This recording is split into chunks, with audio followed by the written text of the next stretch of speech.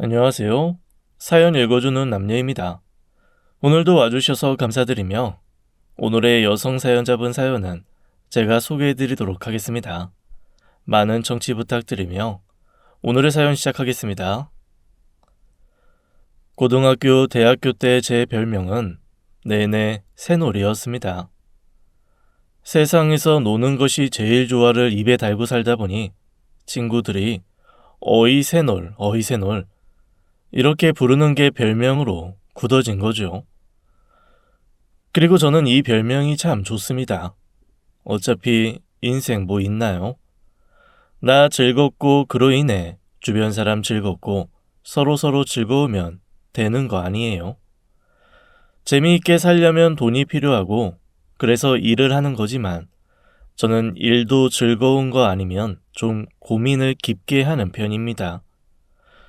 처음에는 그저 저를 보며 주변에서 철없다고 걱정도 하셨는데 다행히 세월이 좋아서 좋아하는 일 하면서 돈 버는 직업이 마구 생기더라고요. 덕업일치라고 한다죠.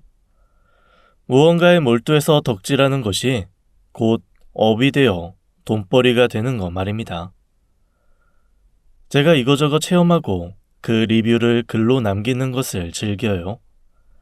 각종 물건이나 장소 협찬을 받아서 체험해보고 글로 남겨 사람들이 볼 수 있게 해주는 건데 지루함을 싫어하는 저한테는 더할 나위 없는 직업이었죠.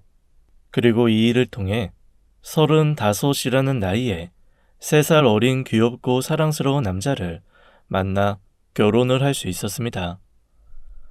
처음에는 거래처 신입사원으로 만났는데 다른 사람들과는 달리 자기 제품에 대한 애정도가 몹시 높았습니다. 다른 사람들은 대충 홍보가 될 만한 내용이 있으면 그냥 넘어가는데 이 사람은 꼭 한 번씩 수정 요청도 하고 다시 해달라고도 하기도 하고 잘 써달라며 쿠폰 같은 것도 주고 그러더라고요. 나중에서야 저한테 관심이 있어서 그렇게 맴돌았다는 것을 알았습니다. 그 마음에 넘어가서 비혼주의자였던 저는 1년 반의 연애 끝에 결혼을 했습니다. 하지만 결혼 과정이 내도록 순탄하지는 않았어요. 바로 시어머니와 시누이 때문이었습니다. 놀기 좋아하고 내일을 준비하기보다는 오늘에 충실하자는 모토로 살아왔던 저와 집에서 조금만 도움 안 받고 혼자 고군분투 작은 중소기업에서 아둥바둥 살았던 남편은 정말 가진 것 없이 소박하게 결혼 생활을 시작할 수밖에 없었습니다. 물론 저희 집에서는 제가 원하면 한 5, 6천의 지원을 해줄 수 있는 상황이었지만 그건 저도 남편도 원하는 게 아니었어요. 만약 지원을 받는다면 동등하게, 그렇지 않다면 성인인 만큼 우리 삶은 우리가 꾸려나가야 한다는 것이 저와 남편의 생각이었어요. 그런데 시어머니 그리고 시누이는 그렇게 생각을 안 하는 것 같더라고요. 일단 상견례 날을 잡기 전에 인사를 갔을 때부터 기분이 좀 쎄하기는 했습니다. 제 깐에는 나름 그래도 정장 입고 깔끔한 가죽 가방 하나 메고 인사를 갔는데 딱 제가 집에 들어가자마자 시누이가 이러더라고요. 어머, 요즘에 검소한 며느리 코스프레가 그렇게 유행이라더니 새언니도 그거 하는 거예요? 우리 집은 그런 거 안 해도 되는데. 엄마도 저도 명품 좋아해요. 굳이 그렇게 검소 며느리 코스프레 하느라 브랜드 없는 가방 들고 오고 그러지 않아도 된다는 말이에요. 네? 그게 뭐예요? 그런 거 아닌데요? 저 제대로 된 가방이 이거 하나라서요. 아, 제가 워낙 가벼운 걸 좋아해서 평소에는 그냥 에코백 들고 다니거든요. 그나마 이것도 대학 졸업할 때 엄마가 가죽 가방 하나는 있어야 한다고 억지로 사주신 거예요. 오늘까지 딱 3번 들었네요. 뭐야, 언니, 굳이 안 그래도 된다니까요? 나 그냥 예단으로 비싼 거 요구 안 할 거예요. 내 나이에 맞게 적당한 거 한 돈 1,000짜리 해주면 돼요. 언니가 그렇게 말 안 해도 다른 집처럼 3, 4천짜리 요구 안 한다니까요. 아, 오빠가 말 안 했어요? 저희 예단 예물 다 생략인 거. 제가 마지막 말은 좀 정색을 하면서 했습니다. 그랬더니 신우이가 셀쭉한 표정을 하더니 그날 내도록 저한테 대면대면 굴더라고요. 저야 뭐 그러거나 말거나 네 마음대로 해라 하고 넘어갔죠. 그리고는 또 싹 잊었습니다. 그만큼 말했으면 알아들었을 거라 생각했거든요. 그런데 그건 제 착각이었습니다. 상견례 당일 글쎄 그 얘기를 또 하시는 거예요. 그것도 이번에는 시어머니까지 합세를 하시는 거 있죠. 아무리 세상이 바뀌었다지만 나이 많은 여자랑 결혼하는 게 저는 사실 영 그렇습니다. 아직 우리 애는 좀 더 벌고 준비도 착실히 하고 그럴 시간이 있는데 며느라이 때문에 서둘러 가는 거니까 결혼 비용 중 대부분은 준비 대신 사돈 쪽에서 하시는 게 이치상도 맞고 흐름상도 맞지 않을까 싶습니다만. 그 말에 저도 저희 부모님도 하다못해 남편까지도 표정 관리가 안 되었습니다. 저희 부모님이 아무리 좋게 아이들이 원하는 방향으로 하겠다고 해도 귀가 막힌 건지 아니면 안 듣겠다고 작정한 건지 말 그대로 소 귀에 경 읽히더라고요. 애들이 뭐랍니까? 요즘 애들이 철이 없고 어려운 거 없이 자라서 반반 결혼을 한다느니 다 생략한다느니 뭣도 모르고 까부는 거죠. 그렇게 철없이 굴 때 딱 잡아주는 게 우리 어른들이 해야 할 몫이 아니겠습니까? 결혼이라는 건 일륜지 대사고 집안끼리 격을 맞추는 건데 조금 더 기우는 쪽에서 금전적 부담을 좀 더 지는 건 지극히 상식적인 일이라고 생각합니다. 지금 기운다고 하셨나요? 아휴, 저는 이런 얘기 들으려고 우리 애를 키운 게 아니어서요. 그리고 상견례 자리에서 이런 말씀을 하시는 건 기운다는 표현은 제가 조금 심했나요? 어쨌건 나이가 되었건 학교가 되었건 차이가 있고 균형을 맞춰 진정한 반반이 되려면 그 차이는 돈으로 메꾸는 게 맞죠. 제가 틀린 말 한 것도 아니고. 엄마, 진짜 왜 이래요? 저기 장인어른 장모님, 제가 대신 사과드리겠습니다. 저희 엄마 제가 잘 설득하고 말씀드릴게요. 면목이 없습니다. 제가 저희 친가 외가 통틀어 둘밖에 없는 아들 중 하나라 고모 이모가 이상한 얘기를 저희 엄마에게 많이 하신 모양이에요. 오늘 이후 절대 이런 걸로 마음 상하지 않으시게 하겠습니다. 엄마, 아무 말씀 마세요. 네? 저 평생 장가 안 가고 혼자 사는 거 보고 싶지 않으시면 지금부터 예단 예물 비용 이런 얘기 하지 마시라고요. 거의 면박을 주던 남편이 어머니를 조용히 시킨 다음에야 시어머니의 비용 얘기, 예단 얘기는 멈췄습니다. 대신 침묵과 단답형 대답이 어색하고 숨막히게 오가는 미칠 것 같은 시간이 흘렀죠. 결국 상견례 날 저와 제 부모님은 소화제를 연거푸 먹었고 남편은 어머니를 집에 모셔다 드리고 바로 저희 집으로 와서 무릎을 꿇고 석고 대제를 했습니다. 저 역시 부모님 볼 낯이 없어서 한동안 마음을 못 잡겠더라고요. 다행히 그날 이후 남편이 얼마나 단도리를 했는지 비용에 대한 얘기나 예물 예단 얘기는 두 번 다시 나오지 않았고 그렇게 결혼을 하게 되었습니다. 물론 중간중간 시어머니가 문자나 전화로 저를 뒤집는 일은 있었어요. 아무 말 없이 비싼 진주 목걸이를 살 수 있는 쇼핑몰 링크를 보내주신다거나 남편한테 말하지 말고 백화점으로 몇 시까지 오라는 통고였죠. 그리고 저는 그때마다 쇼핑몰 링크와 문자 캡처를 남편에게 보내고 백화점도 남편과 함께 나갔습니다. 자기 엄마한테 난리 치거나 어르고 달래는 건 남편 몫이었고 어머니의 셀쭉한 눈초리는 무시하면 그만이었으니까요. 사실 시댁 식구는 시어머니와 시누이만 빼면 다 무난한 편이었습니다. 아니, 무난함을 넘어 좋은 사람들이었죠.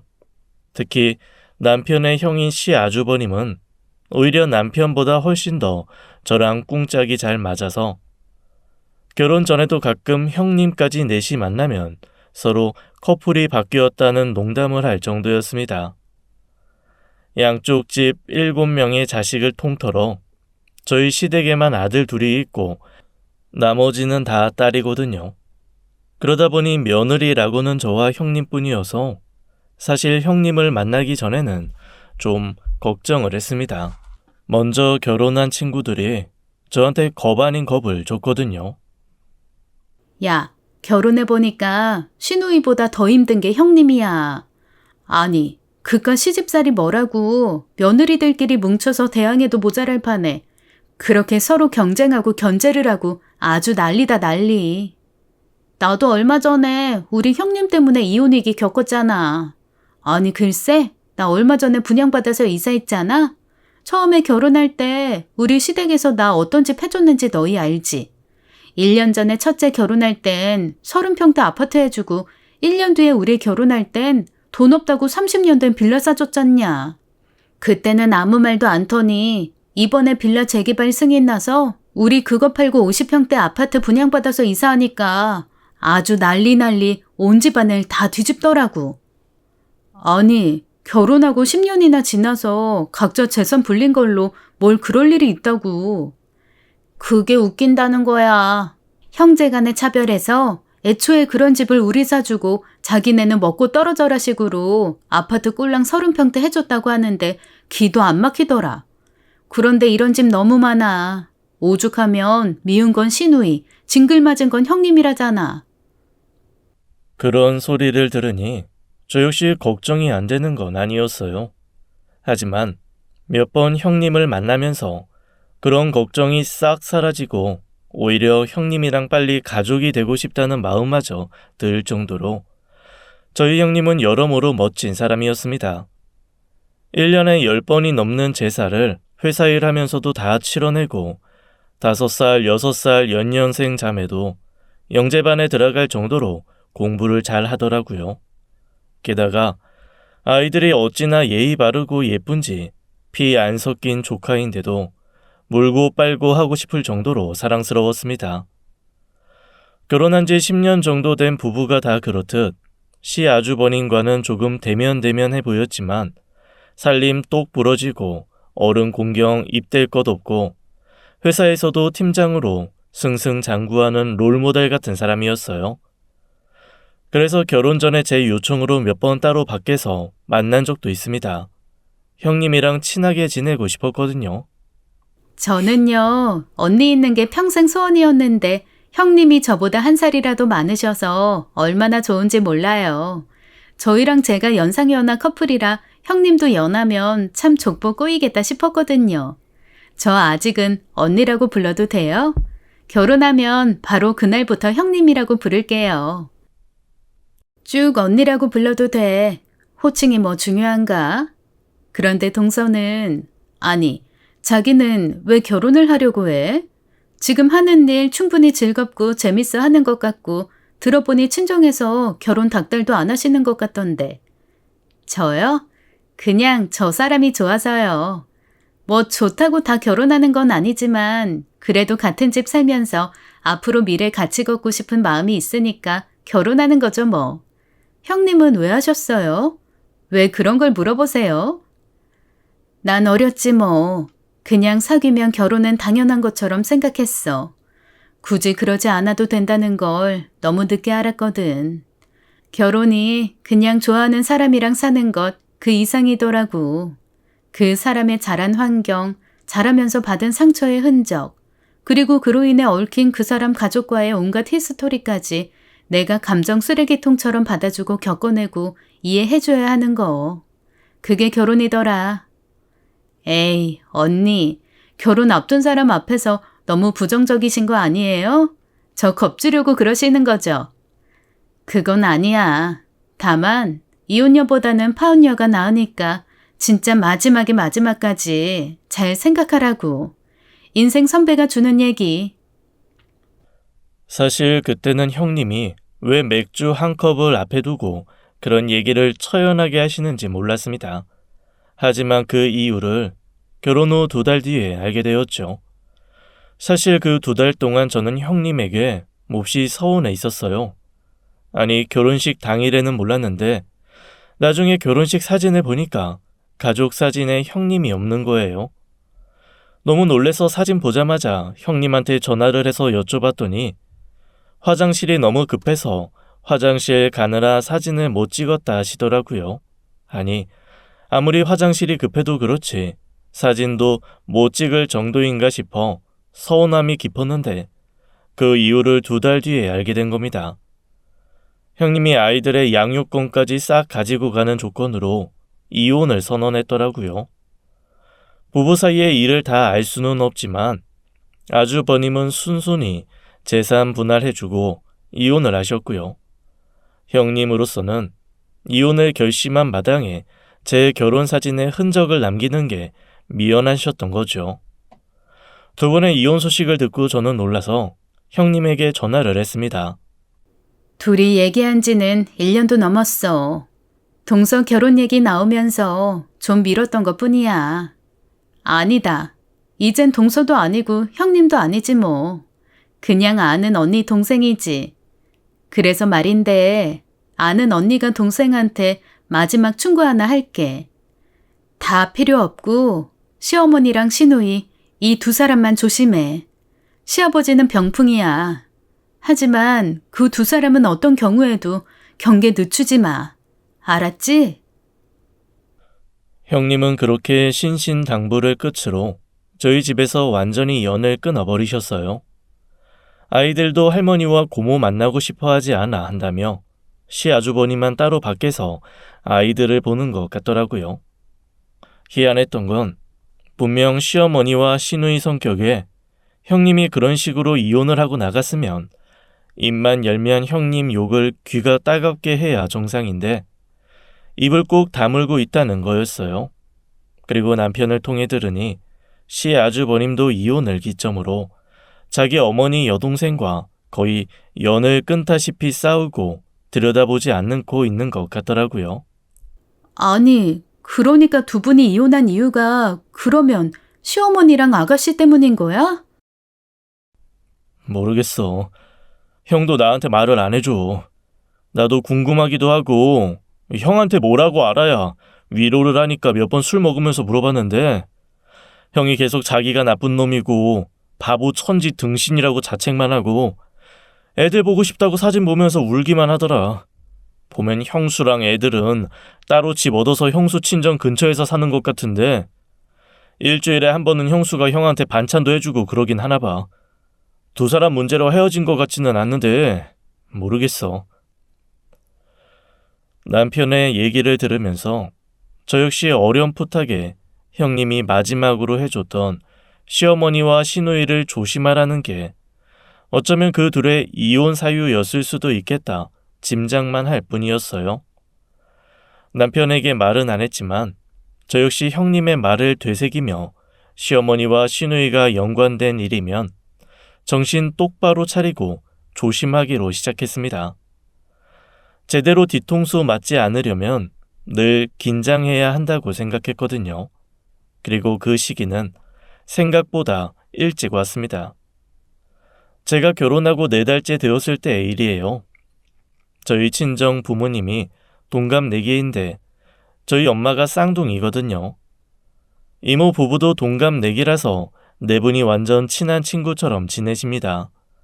게다가 생신도 같은 달에 다 모여 있어요. 그나마 저희 아빠 생신이 이모부 생신보다 3일 빨라서 그나마 3일 형님이라고 농담하실 정도예요. 제가 결혼한 그 해가 그 4분의 칠순이었고 결혼 후 4개월이 지났을 그때 4분이 칠순 기념으로 가족 여행을 가자고 하셨거든요. 남편과는 이미 결혼 전부터 얘기가 되어 있던 스케줄입니다. 저희 부모님, 이모 부부와 저와 남편, 이모네 사촌 부부까지 10명이 넘게 움직이는 대가족 여행이었고 필리핀으로 가는 해외여행 일정이었어요. 그런데 갑자기 시어머니께서 논의도 아닌 통고를 하나 하시더라고요. 지금까지는 할아버지 제사까지만 지냈는데 집에 자꾸 우환이 들고 안 좋은 일만 생기는 걸 보니 조상을 소홀히 모셔서 그런 것 같다. 새 식구도 들어왔으니 조상님들께 제대로 인사도 할 겸 올해부터 증조 할아버지 제사까지 지내기로 했어. 일단 2주 뒤에 제사가 있는데 이번에는 네가 좀 준비하거라. 며느리도 들어왔겠다. 내가 언제까지 제사를 진두 지휘하겠니? 전날 와서 나랑 같이 장 보고 음식하면 내가 앞으로 지낼 제사 목록이랑 차려야 할 것들 상세히 알려주마. 네? 그게 무슨 말씀이세요? 갑자기요? 그리고 어머님, 제가 일단 다음 주에는 친정 부모님 칠순, 너는 시집을 왔으면 당연히 시댁일이 먼저지. 어디서 결혼하자마자 시어미 하라는 일에 일일이 친정 핑계 대면서 토를 다니? 결혼 전에는 남의 집 딸이니 오냐오냐 했다만 이제는 내 새끼니까 가르칠 건 가르쳐야겠다. 조상님을 제대로 모시지 않는 집에 복이 오겠니? 어디서 부정타게 안 해요 못해요 말부터 먼저 나와? 어머님, 안 해요 못해요라는 말 한 적 없고요. 저희 친정 부모님과 해외 가는 일정은 저희 결혼 전부터 잡혀 있던 거예요. 어머님도 상견례 때 들으셨잖아요. 정제사 지내셔야겠으면 이번까지만 어머님이랑 아가씨랑 준비해서 지내시면 되겠네요. 어머, 얘 말하는 꼬라지 좀 봐. 나 은퇴한다니까?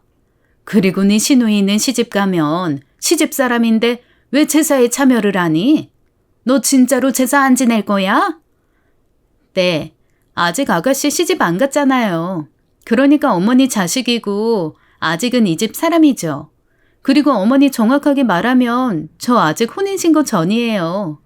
즉 법적으로는 저보다 아가씨가 더 이 집 사람에 가깝다고요. 저는 따지고 보면 아직 남이잖아요. 제가 지내는 제사 조상님들이 보실 때는 듣보잡 다른 집 여자가 와서 지내는 거 아니겠어요? 피 한 방울이라도 섞인 아가씨가 지내는 게 맞죠.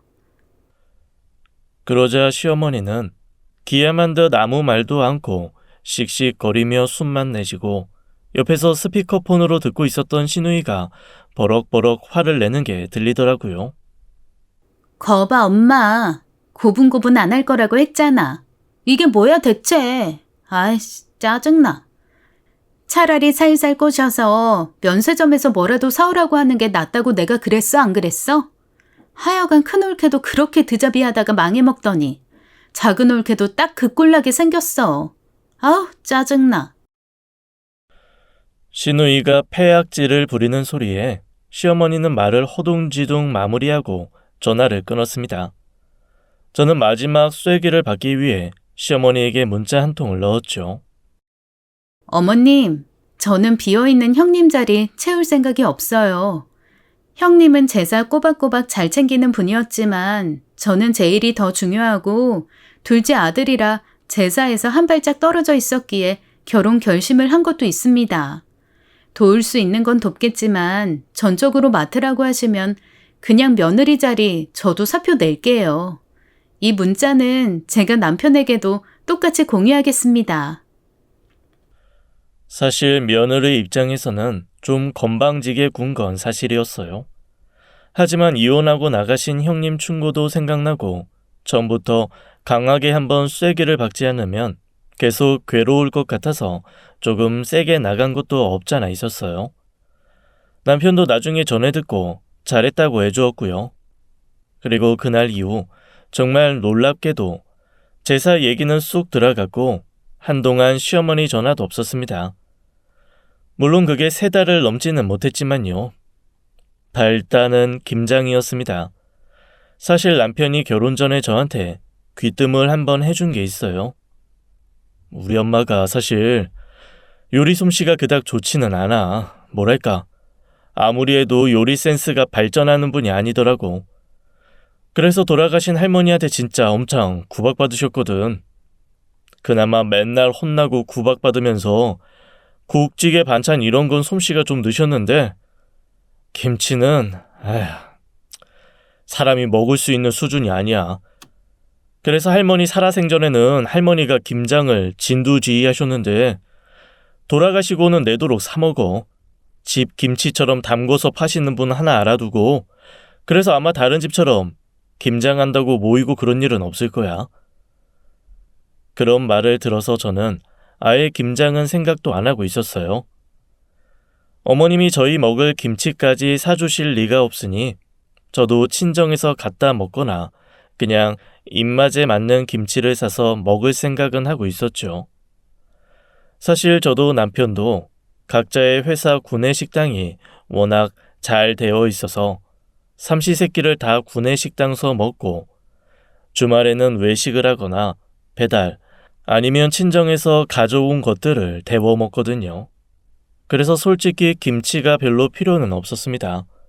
그런데 갑자기 시어머니가 전화를 해서 주말에 김장 일정이 있으니 1박 2일 동안 꼬박 와서 김장을 하라고 통보를 하시는 거 있죠. 그것도 제가 회사에 있어서 정신없는 와중에 전화해서 와다다 쏟아내셨어요. 어머니, 저 이번 주말도 회사에 나와야 해요. 지금 하고 있는 프로젝트가 너무 큰 거라 저희 팀원 다 나와서 일하고 있기 때문에 팀장인 제가 빠질 수가 없어요. 그리고 갑자기 웬 김장이요? 어머니 김치 사드신다면서요. 아니 너는 왜 애가 단 한 번도 내하고 고분고분 수굿하게 말을 듣는 경우가 없니? 지금까진 사 먹었어도 올해부터 하겠다면 어머님이 우리 집 전통을 만들고 싶어 하시나 보다 하고 순종하면 되지. 그리고 지금 시어미가 가족들 먹일 김장한다고 1년 먹거리 하니까 오라고 하는데 뭐? 회사에 일이 있어? 너 지금 그걸 핑계라고 대는 거니? 이게 진짜 내가 고분고분 받아주니까 시어미가 천치바보로 보여? 어머님, 그게 아니고요. 원래 김장도 안 하신다고 들어서 저는 김장에 대한 건 전혀 생각을 안 했고 무엇보다 정말 이번 주 회사 일이 중요해요. 이번까지만 김치를 사서 야! 지금 사고 안 사고가 문제가 아니라 네가 시어미 말을 똥 취급하는 게 문제잖아. 너 귓구녕이 막혔어? 응? 지금 나랑 한번 제대로 해보자는 거야? 그렇게 갑자기 급발진을 한 시어머니는 제게 한 사발 욕을 퍼붓기 시작했습니다. 제가 업무상 늘 통화 녹음 기능을 켜둔 덕에 그 모든 욕짓거리가 녹음이 되었죠. 저는 전화를 끊고 조용히 그 녹음 파일을 남편에게 보냈습니다. 아무 말도 하지 않고요. 남편에게 당장 전화가 왔어요. 자기야, 이거는 내가 진짜 뭐라고 말을 할 수가 없다. 우리 형도 이러다가 형수한테 까인 것 같아서 내가 진짜 너무 불안한데 이번 일로 나보고 엄마랑 연 끊으라고 해도 내가 할 말이 없네. 당신이 그렇게 하라고 하면 할게. 진짜 당신이 이런 얘기를 들을 사람이 아닌데 너무 미안해. 아니야. 짐작을 안 한 바는 아니니까. 그리고 당신한테 보낸 건 일단 전체 내용을 알고는 있어야 할 것 같아서 보낸 거고 이번에는 그냥 내가 내 방식대로 한번 해결해 볼게. 솔직히 저도 왜 화가 안 나겠어요. 성질 같아서는 녹음 파일 사방에 뿌려 확 망신 주고 다 뒤집어 엎고 싶었죠. 하지만 그러려면 저는 정말 남편과 헤어지거나 남편을 부모님과 절연하게 만들어야 하잖아요. 당장은 감정적으로 그렇게 하고 싶더라도 궁극적으로는 바른 해결 방법은 아닐 거라는 생각을 했습니다. 차라리 제가 훨씬 어른스러운 모습을 보여주고 가장 쉽고 빠르게 모든 문제를 봉합하는 돈을 쓰는 게 지혜로울 수 있다는 판단을 한 거죠. 그래서 시어머니에게 김장에 참여하지 못해 죄송하다는 말과 함께 가족들이 모두 모여있는 대화방에서 어머니께 딱 100만 원을 송금한 영수증을 첨부했어요.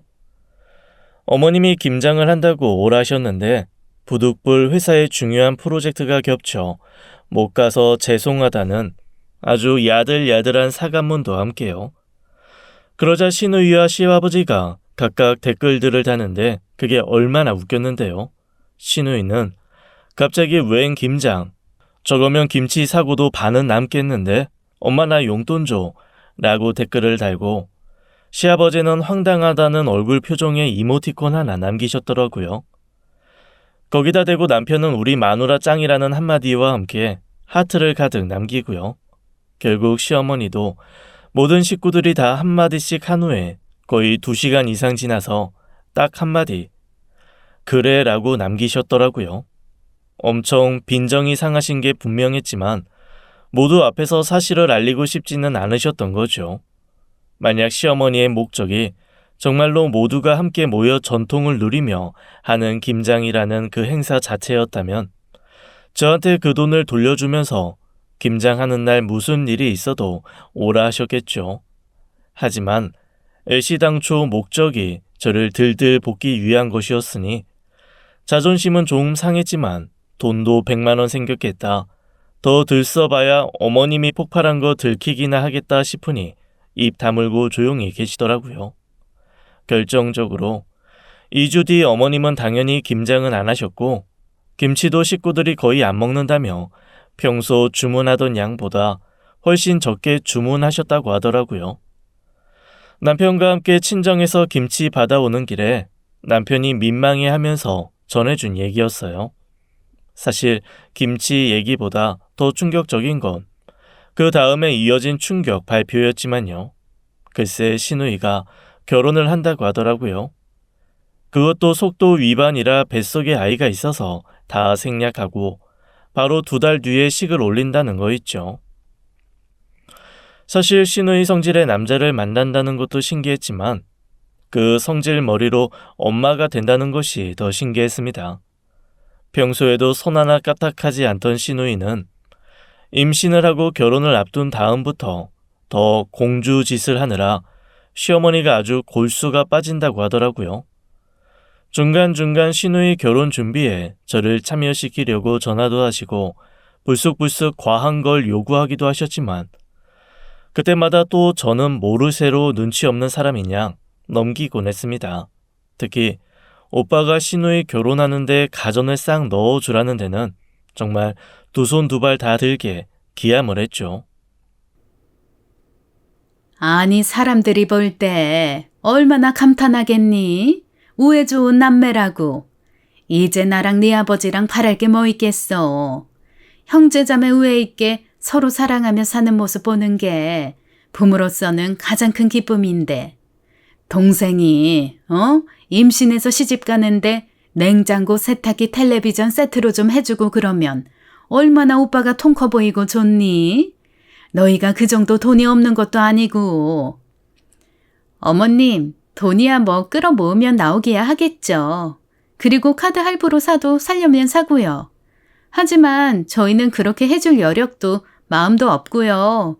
결정적으로 아가씨가 저희 결혼할 때 하다못해 신발 주머니라도 하나 해줬으면 뭐라도 손윗사람으로서 기꺼이 해줬을 텐데 저희 진짜 아무것도 안 받았거든요. 그래도 오빠 체면이 있어서 그이가 신혼여행 가서 쓰라고 $1,000 따로 전해준다고 했으니까 더 이상은 저희한테 요구하지 마세요. 아니 그건 그냥 용돈으로 주는 거고 그래도 결혼하는데 떡하니 신혼집에 오빠 부부가 해준 물건이 들어가면 얼마나 좋아. 아니 너희는 왜 어른이 다 앞을 내다보고 좋게 충고를 하는데 그걸 들을 생각을 안 하니? 어머니, 저희 집 경제권은 저한테 있는 것도 아니고 그이한테 있는 것도 아니에요. 그리고 저희도 미래를 위해 아끼고 모아야죠. 아이도 가져야 하고 그 아이 키우려면 지금 둘이 버는 걸로도 빠듯해요. 요즘 애 하나 키우는데 얼마나 돈 드는지 어머니 잘 아시잖아요. 제가 그렇게까지 얘기하니 시어머니도 더 이상은 별말 않더라고요. 하지만 이후에도 남편에게 계속 뭐라고 했는지 남편이 아주 기가 쏙 빨린 표정으로 한동안 침울해 있었습니다. 여튼 시누이는 임신한 상태에서도 호텔 결혼식의 꽃값만 1,000만 원이 훌쩍 넘고 1인당 10만 원짜리 식사에 드레스도 본식에 애프터까지 3번이나 갈아입은 호화 결혼식을 치렀습니다. 그 허영을 다 채워주느라 휜 허리를 펴기도 전에 시부모님은 시누이의 출산과 호화 조리원 비용까지 대느라 아주 기둥 뿌리를 탈탈 뽑으셨죠. 아니, 저는 산후조리원이 그렇게 비싼 줄 처음 알았잖아요. 보름 있는데 1,000만 원이 넘더라고요. 물론 다 그렇지는 않겠지만 시누이가 고집을 피운 곳은 그 금액이었어요. 시어머니는 내심 나중에 제가 아이를 낳으면 똑같이 해달랄까봐 그랬는지 이런 건 친정에서 하는 거라고 아주 생색을 내며 산후조리원 지원을 해주시더라고요. 그리고는 베넷저고리 하나까지도 명품으로 입히려고 드는 시누이를 보며 저희에게 은근히 너희는 그냥 늦게 낳아도 된다, 안 낳아도 된다 그러시더라고요. 손주가 둘이나 되면 드는 비용도 2배일 테니 겁이 나신 거겠죠. 그런데 참, 저도 시어머니랑은 상극인 모양이더라고요.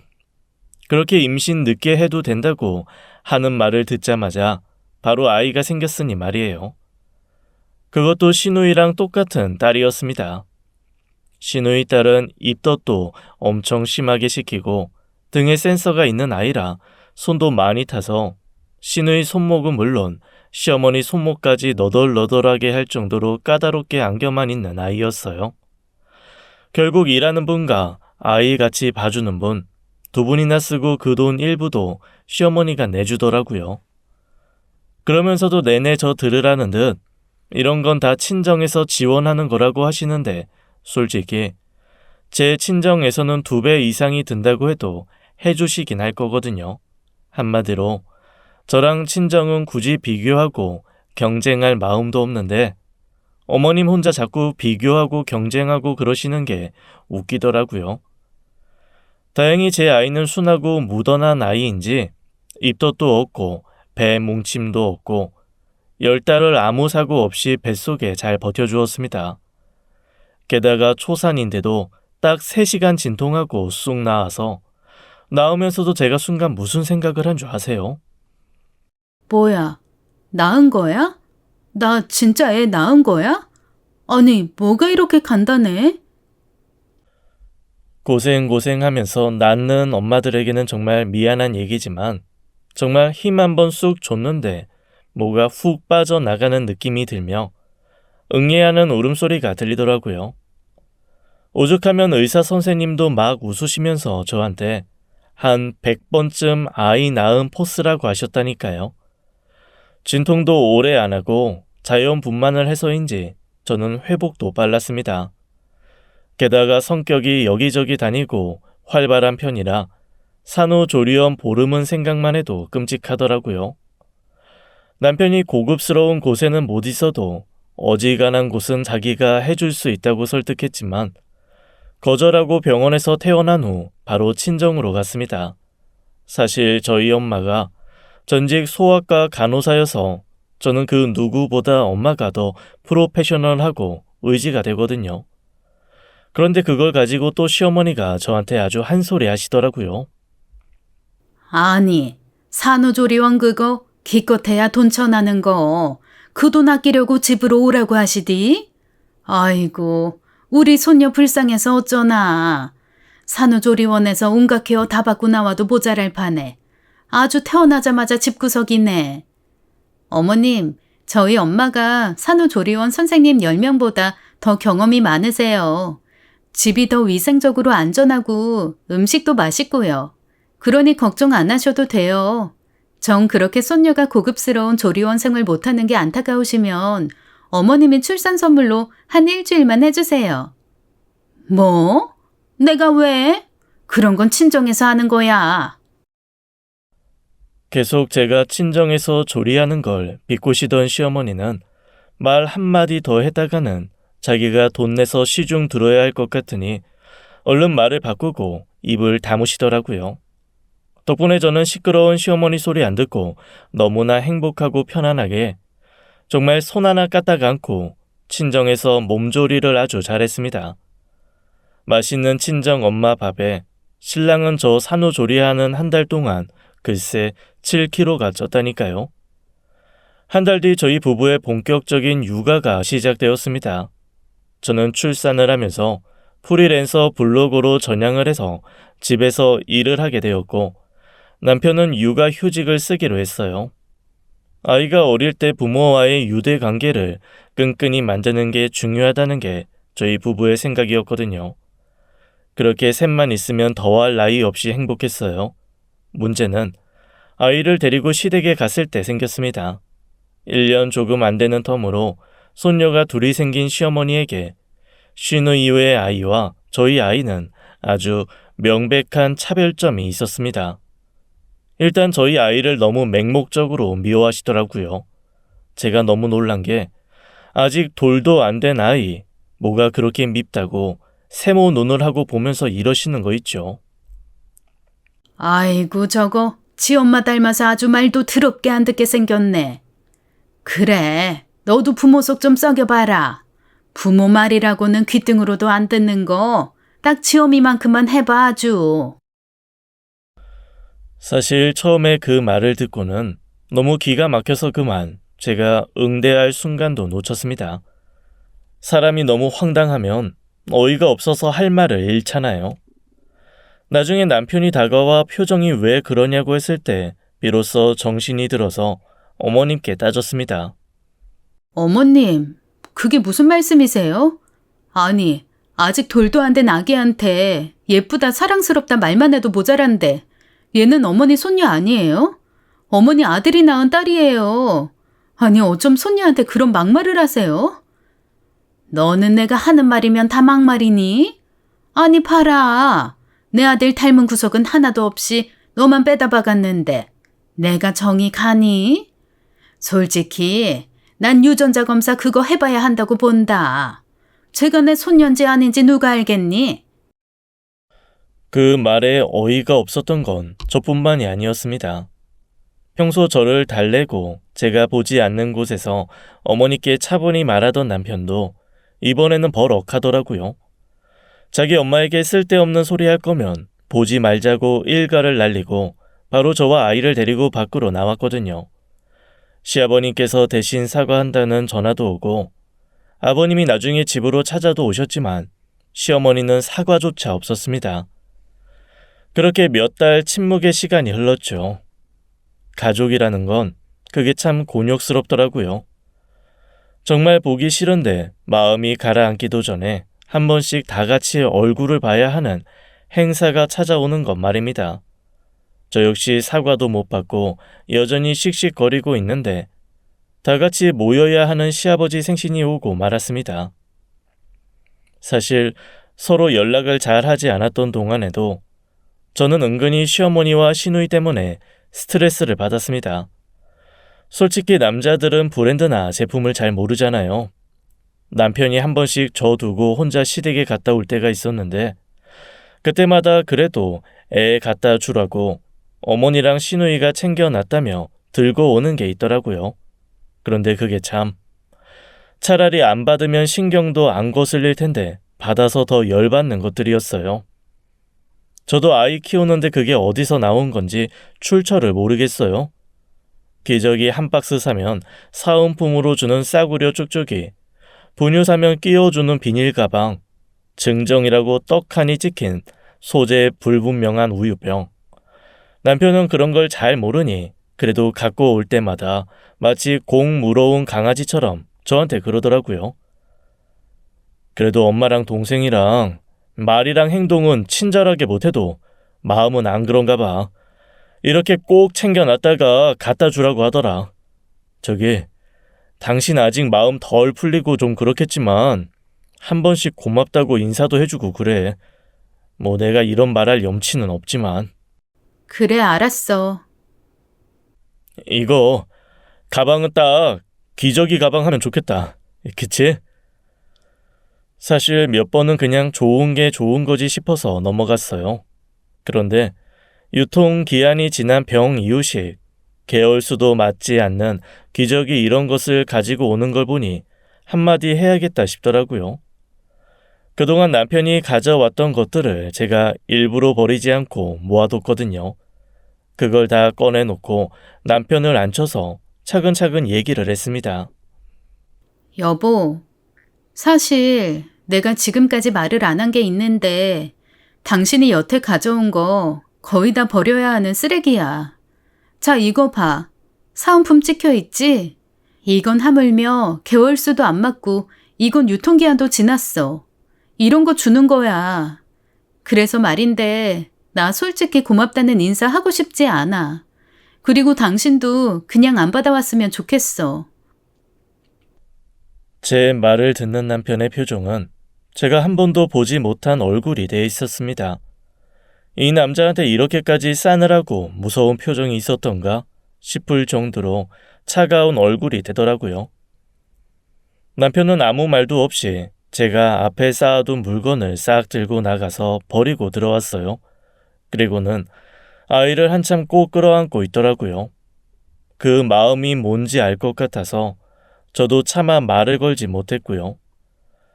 그렇게 한바탕 저희 부부 마음속에 파란이 일고 며칠 뒤 저희는 마음속에 만반의 준비를 하고 시댁으로 향했습니다. 하루뿐이고 아버님 생신이니 좋은 게 좋은 거다 하고 넘어가자 100번 다짐하면서 말이죠. 시아주버님도 오셨고 간만에 조카들도 왔더라고요. 할아버지 생신이라고 곱게 원피스 차려입고 왔는데 오랜만에 만나니까 너무 반가운 거 있죠. 아이들도 저를 좋아했는지 제가 가자마자 와락 달려들더라고요. 그런데 그걸 보고 또 시어머니가 비아냥거리시는 거예요. 아이고, 아주 끼리끼리 논다. 끼리끼리 놀아. 누가 보면 이 집에서 아주 더럽게 구박해서 자기네들끼리 똘똘 뭉친 걸로 보겠어. 하여간 요나는 거좀 아이들이 간만에 본 작은 엄마 반가워하면 착하다 곱다 해주면 되지. 당신도 좀 가만히 있어. 말 좀 가려서 하고.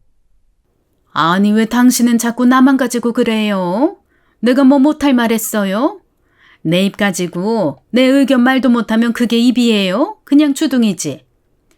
엄마, 아빠 생신이야. 그냥 아빠 하자는 대로 넘어가죠. 언니, 간만이네요. 그런데 애가 너무 작다. 뭘 좀 잘 안 먹이나 봐요. 나이 차이 없이 개월수 차이만 있는데 우리 애랑 있으면 한두 살 차이 나는 줄 알겠어요. 발달 사항은 평균이에요. 앞으로 뭐 시간 긴데 자기가 잘하고 싶을 때 훅 자라겠죠. 세상에, 언니는 느긋해서 좋겠어요. 그런데 그거 알아요? 요즘에는 그런 걸 방임? 방치라고 하더라고요. 언니도 쿨한 촉이랑 방치랑 헷갈리지 마시라고 제가 말씀드리는 거예요. 네, 잘 구분하고 있으니까 걱정 마세요. 정말 제 영혼 끝에 한 조각 붙어있는 인내심까지 끌어모아 대답을 하고 저는 아이를 음식상에 앉혔습니다. 싫어도 상차림을 돕는 건 제가 해야 할 일이었으니까요.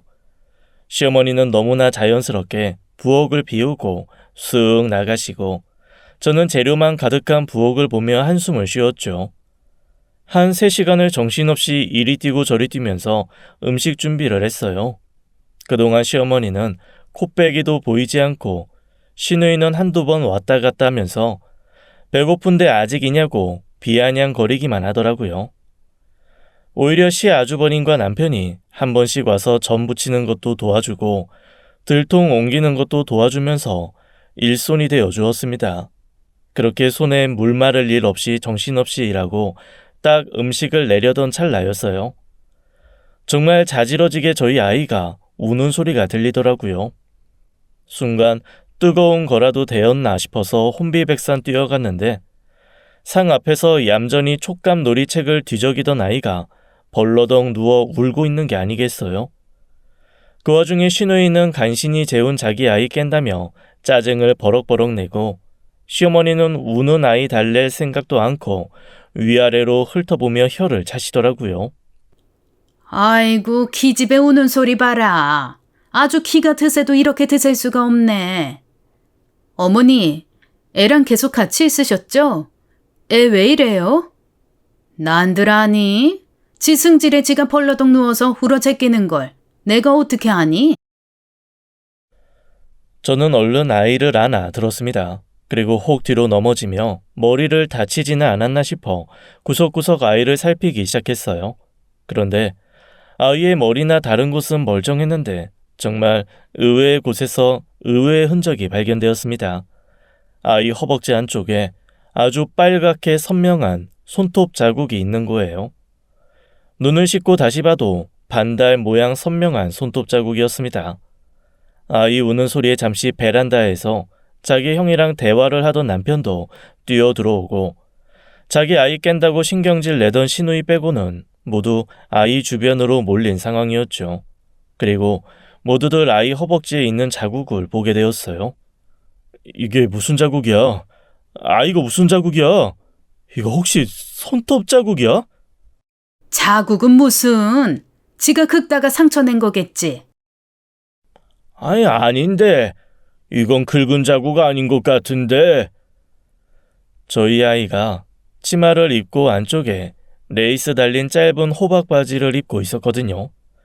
그런데 오늘 아침에 입을 때만 해도 그런 조각이 없었는데 호박 바지 아래쪽 레이스에 뭔가 빨간 조각이 하나 있는 거예요. 조심스레 집어들며 저는 경악을 금치 못했습니다. 랩처럼 손에 붙이는 매니큐어 조각이더라고요.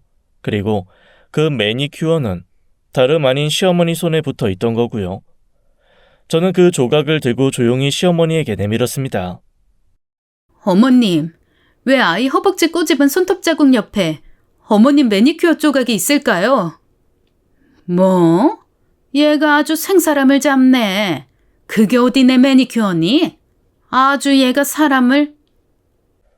그 순간 남편이 획 시어머니의 손을 잡아챘습니다. 딱 오른쪽 검지 손톱에 아이의 호박 바지에 붙어 있는 만큼의 조각이 떨어져 있더라고요. 남편이 손톱과 조각을 번갈아 보며 숨을 거칠게 내쉬기 시작하자 그제야 살짝 기가 죽은 시어머니가 변명하듯 이렇게 말했습니다. 아니, 기집애가 딱 앉아서 꼼짝도 안 하니까 내가 어디 한번 이래도 안 움직이나 보자 하고 좀 찔렀다 그래. 그거 콕 한번 찌른 걸로 아주 자지러져라 사람 무한하게. 그만하세요. 오늘부로 저 엄마 없습니다.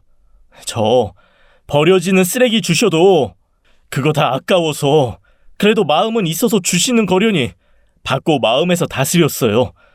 우리 애랑 조카애랑 차별하시는 것도 그래 사람이 어떻게 사랑이 공평하겠나 싶어 넘어갔고요.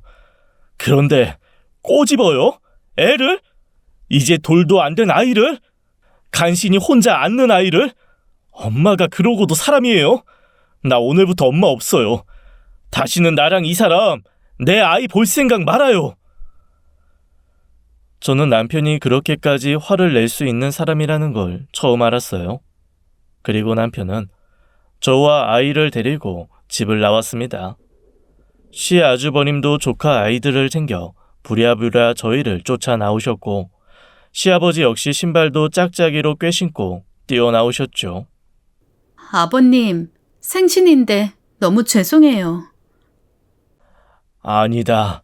나도 아주 오래전부터 준비하던 것이 있는데 오늘로써 아주 결심이 확연하게 섰다. 너희한테 면목이 없구나. 아이 흉 안지게 잘 관리해줘라. 그리고 다시는 이 집에 안 와도 된다. 가끔 너희 집에 가면 손주 얼굴이나 한 번씩 보여다오. 그것도 싫으면 요구하지 않으마. 무슨 말씀이세요? 언제든 오세요. 아버지, 지금 집에 들어가는 거 싫으실 텐데 저랑 같이 가시죠. 오늘은 저희 집에서 주무세요. 애들도 할아버지랑 좀 더 있고 싶어 하고. 시아버지는 시아주버님의 말에 침울하게 고개를 끄덕이고 큰 조카들과 함께 시아주버님 집으로 가셨습니다. 저희 부부도 아이와 함께 집으로 돌아왔죠. 시아버지는 그 이후로 한 일주일 정도 시아주버님 댁에 머무신 모양이더라고요. 시누이도 쌩하니 자기 아이 데리고 집으로 가버리고 시어머니 혼자 그 집에 멍하게 있게 되니 그제야 좀 불안하셨던 모양입니다.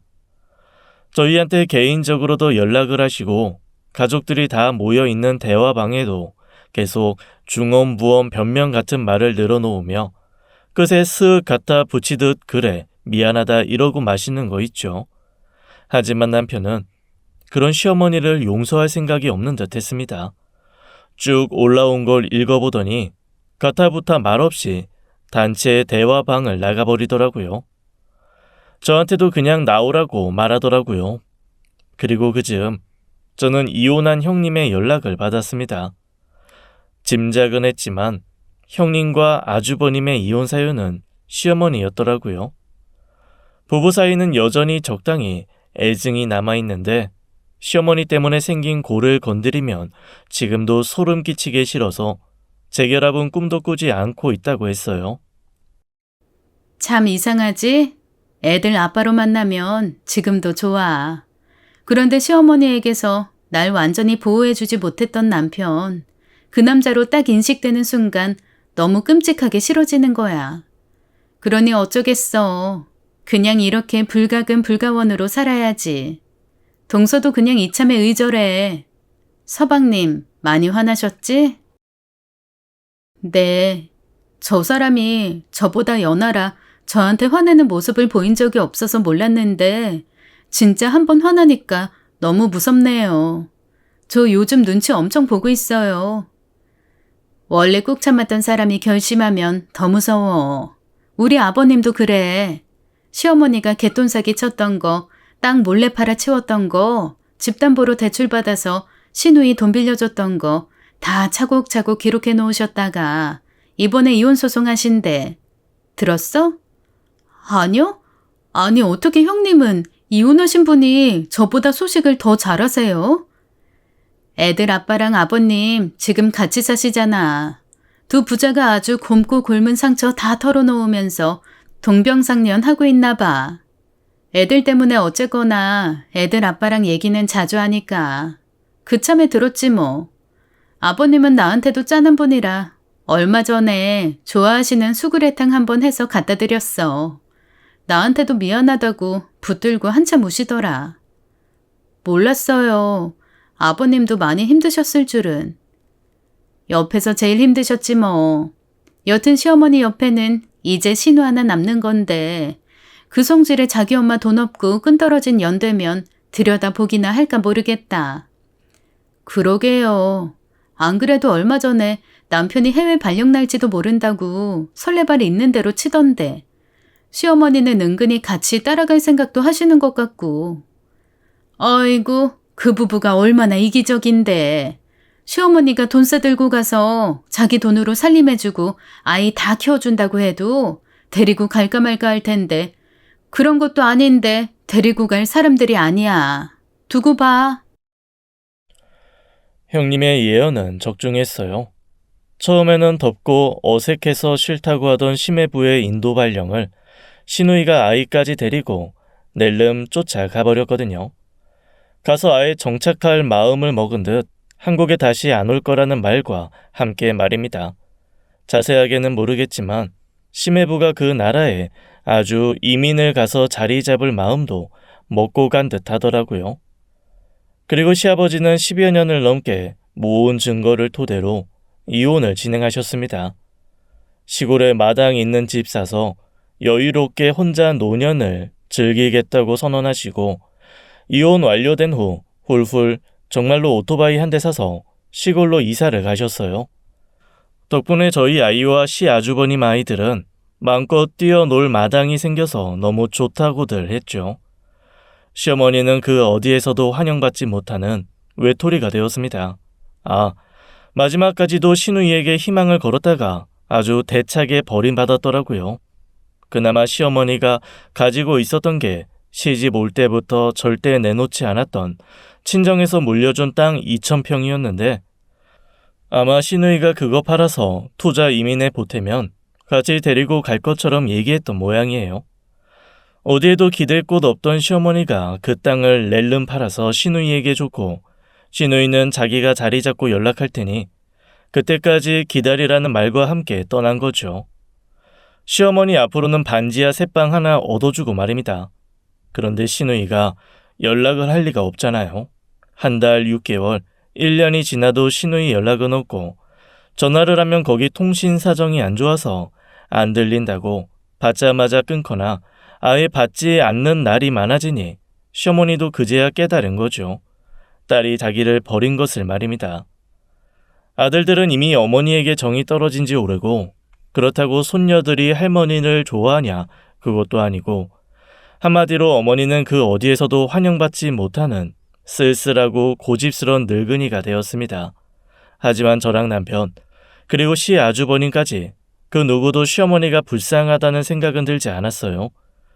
특히 남편은 제가 슬그머니 한 번씩 이런 말을 하면 버럭 화를 낼 정도로 자기 엄마에 대한 화가 여전히 엄청 크게 나 있어요.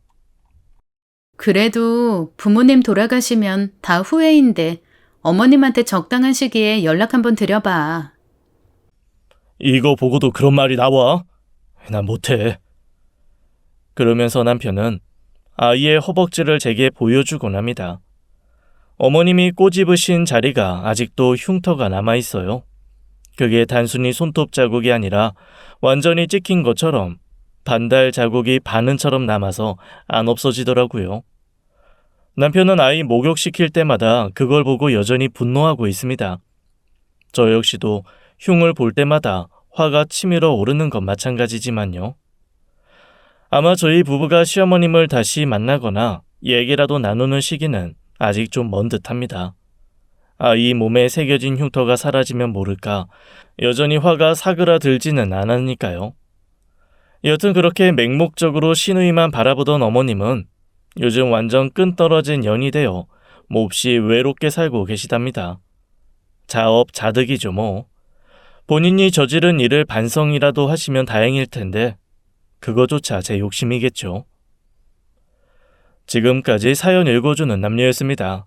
끝까지 함께 해주신 여러분 감사드리며 저희는 다음 사연으로 돌아올게요. 감사합니다.